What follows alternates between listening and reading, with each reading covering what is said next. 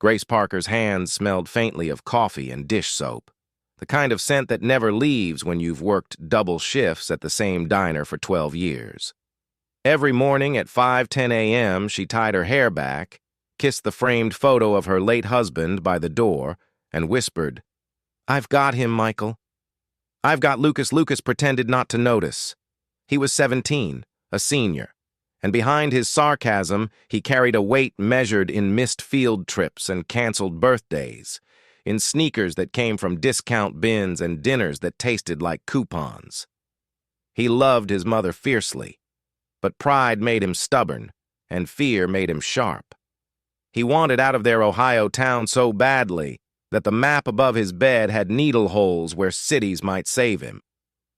One November night, a storm bullied the sky. Thunder shook the windows, and the power blinked twice before surrendering. Grace arrived home soaked, her coat clinging to her like another responsibility. On the table lay an envelope. No return address, just Parker Household in black ink.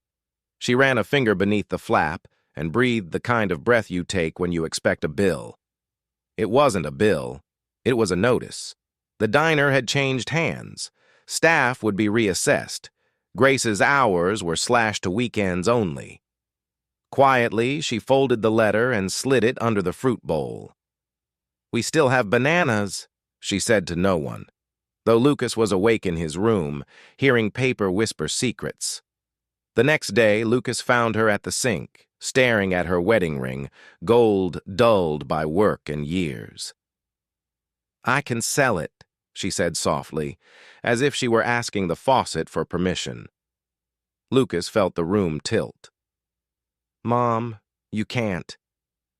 "We keep the lights on," she replied. "We keep going." He left for school with fists in his pockets. At lunch, he stared at a blank scholarship application on his phone, the cursor blinking like a heartbeat he couldn't steady. Lucas pretended he wasn't scared of failing, but he was terrified of succeeding too, terrified of leaving her behind with a dim kitchen and a quiet house.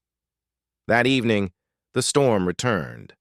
Grace walked to the pawn shop with an umbrella that folded inward at each gust. Lucas followed at a distance, rain carving lines down his face he would later call just weather. He watched through the fogged window as his mother slid the ring across the glass. The pawnbroker examined it with a loupe, the way a stranger inspects a history he didn't live.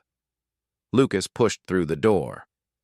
"Stop," he said, voice cracking. "We're not paying for tomorrow by erasing yesterday." Grace turned, eyes wide. "Lucas." "I'll fix it," he blurted. "I'll get a job. You already have a job," she said. "Your job is to become someone who never needs to pawn love." The pawnbroker looked at them over the frames of his glasses as if he were weighing something heavier than gold. "You can hold it," he said to Grace, pushing the ring back. "I'll be here tomorrow." On the walk home, Lucas confessed. He had been secretly accepted to Midwestern Community College's early program, tuition pending a scholarship he was too afraid to finish applying for. He had also been skipping tutoring sessions to pick up under-the-table hours unloading trucks at a grocery warehouse. "I wanted to help," he said. "I also wanted out. So I did nothing and everything." Grace stopped under a streetlight, both of them soaked, both blinking against rain. "Do you think I work like this because I want you to stay small?" she asked. "I work like this so your choices are bigger than panic." They went home and made a decision. She'd keep the ring. He'd finish the application by midnight. Grace brewed stale coffee and sat beside him, proofreading essays with a waitress's precision. Quick, attentive, invisible.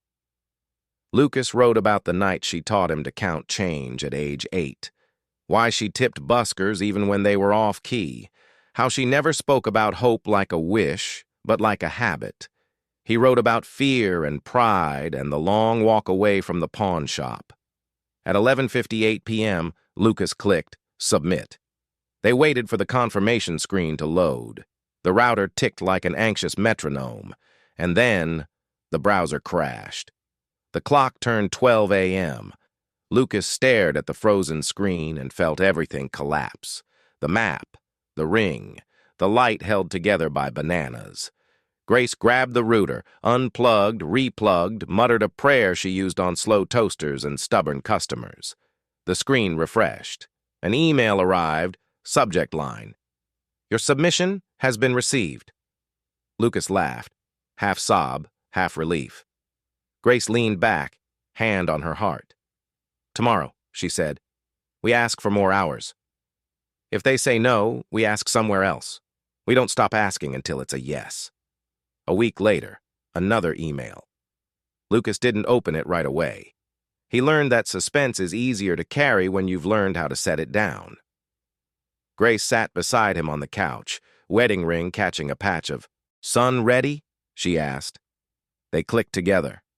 "Congratulations," the email began. Lucas inhaled the word like oxygen. The scholarship covered tuition, books, and a small stipend. It wasn't everything. It was enough to turn someday into a calendar date. They hugged too tight, the way people hug when they've survived both the storm and the silence after it. Then Grace stood and gathered her purse. "Diner time," she said. "Weekends only means I'm the best part of it." Lucas stopped her at the door. "I want to keep the ring polished," he said. "I want to earn that shine with every shift I work and every class I pass." Grace smiled. Respect is the only polish that never runs out. On graduation night months later, Lucas crossed the stage. He didn't wave. He looked straight ahead, as if the future were a person he finally recognized. In the audience, Grace clapped with hands that had carried plates and futures. When they met afterward in the parking lot, the sky was purple with the kind of evening you only get after a storm.